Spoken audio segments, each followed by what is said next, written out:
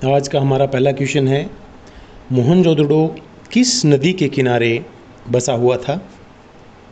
सिंधु घाटी सभ्यता का एक बहुत ही महत्वपूर्ण स्थल है मोहनजोदड़ो, वर्तमान में पाकिस्तान में है। और क्वेश्चन है कि ये कौन सी नदी के किनारे बसा हुआ था? उत्तर है सिंधु नदी के किनारे। अगला क्वेश्चन, क्वेश्चन नंबर 2, हड़प्पा सभ्यता के लोग किस धातु से अनभिज्ञ थे? हड़प्पा सभ्यता के लोगों को किस धातु के बारे में जानकारी नहीं थी? किस धातु से वो अपरिचित थे? तो इसका उत्तर है लोहा धातु। हड़प्पा सभ्यता के लोगों को लोहे की जानकारी नहीं थी। क्वेश्चन नंबर 3, प्रसिद्ध नृत्य करती हुई बालिका की मूर्ति किस धातु की बनी है? मोहनजोदड़ो से पाई गई है ये डांसिंग नटराज, बड़ी फेमस कलाकृति है सिंधु घाटी सभ्यता की।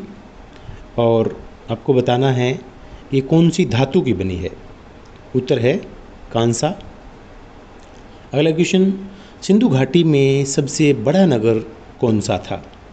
बहुत सारे स्थलों की खुदाई हो चुकी है सिंधु सभ्यता के, और आपको बताना है कि इन नगरों में सबसे बड़ा नगर कौन सा था। इसका उत्तर है मोहनजोदड़ो। पांचवा क्वेश्चन, सिंधु सभ्यता में प्रमुख व्यापार किससे होता था? सिंधु घाटी सभ्यता के लोग किस सभ्यता के साथ व्यापार किया करते थे? ये आपको बताना है। आंतरिक व्यापार भी होता था, विदेशी व्यापार होता था, और उनका विदेशी व्यापार था मेसोपोटामिया की सभ्यता के साथ। छठा क्वेश्चन, कालीबंगन या कालीबंगा किस खोज के लिए प्रसिद्ध है? राजस्थान का एक प्रसिद्ध स्थल है सिंधु घाटी सभ्यता से संबंधित। कालीबंगा राजस्थान के हनुमानगढ़ ज़िले में है, और यहाँ पर जुते हुए खेत के प्रमाण मिले हैं या हल चलाने के निशान मिले हैं। सातवां क्वेश्चन, महाजनपदों का काल कब माना जाता है? जो महाजनपद जो हैं वो किस समय के हैं, उनका टाइम पीरियड क्या है, ये आपको बताना है। आज से लगभग 2500 साल पहले, लगभग 6वीं शताब्दी ईस्वी पूर्व महाजनपदों का काल था। आठवां क्वेश्चन, मगध की राजधानी कौन सी थी? मगध जो कि सबसे प्रसिद्ध महाजनपद था, सबसे शक्तिशाली महाजनपद था, वर्तमान में बिहार जहाँ पर है वहाँ मगध हुआ करता था, और उसकी राजधानी राजगृह थी। बाद में पाटलिपुत्र को राजधानी बनाया गया। नौवां क्वेश्चन, मौर्य साम्राज्य के संस्थापक कौन थे? मौर्य वंश की स्थापना करने वाले कौन थे? तो मौर्य वंश की स्थापना करने वाले एक व्यक्ति थे जिन्होंने चाणक्य की सहायता से मौर्य वंश की स्थापना की, वो थे चंद्रगुप्त मौर्य। 10वां क्वेश्चन, अर्थशास्त्र के लेखक कौन थे? अर्थशास्त्र भारतीय इतिहास को जानने का एक प्रमुख ग्रंथ है। राजनीति पर लिखा गया ये ग्रंथ है। इसको लिखा किसने था? और इसका सही उत्तर है कौटिल्य या चाणक्य। 11वां क्वेश्चन है, अशोक के अभिलेख किस लिपि में लिखे गए थे? अशोक ने जो अभिलेख लिखवाए कौन सी लिपि में थे? ब्राह्मी लिपि। इसका उत्तर है, हालांकि अशोक के अभिलेख अरेमिक में भी थे, खरोष्टी में भी थे, लेकिन सबसे ज़्यादा अभिलेख ब्राह्मी में थे।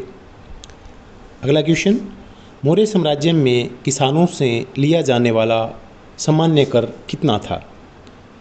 टैक्स लिया जाता था मौर्य साम्राज्य में, वो फसल का कौन सा हिस्सा होता था? उपज का 1/6 भाग कर के रूप में लिया जाता था। 13वां क्वेश्चन, मौर्यकालीन सिक्कों का निर्माण किस धातु से होता था? उत्तर है चांदी और तांबा। 14वां क्वेश्चन, वर्ण कितने प्रकार के थे? ब्राह्मणीय व्यवस्था के अनुसार वर्ण कितनी तरह के थे? इसका उत्तर है 4, ब्राह्मण, क्षत्रिय, वैश्य और शूद्र। 15वां क्वेश्चन, जाति पंचायत का मुख्य कार्य क्या था? गांव में जाति पंचायतें हुआ करती थी, तो जाति पंचायत का मेन काम क्या था? जाति पंचायत का मुख्य काम था जातीय नियमों का पालन कराना और विवादों का निपटारा करना। वर्ण व्यवस्था का उल्लेख सबसे पहले किस ग्रंथ में मिलता है? जो वर्ण व्यवस्था थी प्राचीन समाज में, उसका उल्लेख सबसे पहले कहाँ मिला? ऋग्वेद में सबसे पहले इसके बारे में लिखा गया था। 17वां क्वेश्चन, शूद्रों का मुख्य कार्य क्या था? सभी वर्णों के लिए अलग अलग काम बताए गए थे आजीविका के लिए, तो शूद्रों का मुख्य कार्य क्या था? ये था तीनों वर्णों की सेवा करना। अगला क्वेश्चन, गौतम बुद्ध ने ज्ञान प्राप्ति कहाँ की थी? महात्मा बुद्ध, उनको ज्ञान प्राप्त किस स्थान पर हुआ था?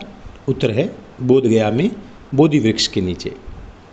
19वां क्वेश्चन, महात्मा बुद्ध ने अपना पहला उपदेश कहाँ दिया था? महात्मा बुद्ध का पहला उपदेश सबसे पहले उन्होंने दिया था सारनाथ में। और 20वां क्वेश्चन है, अशोक के शिलालेख किस लिपि में लिखे गए हैं? ये क्वेश्चन रिपीट हो गया है।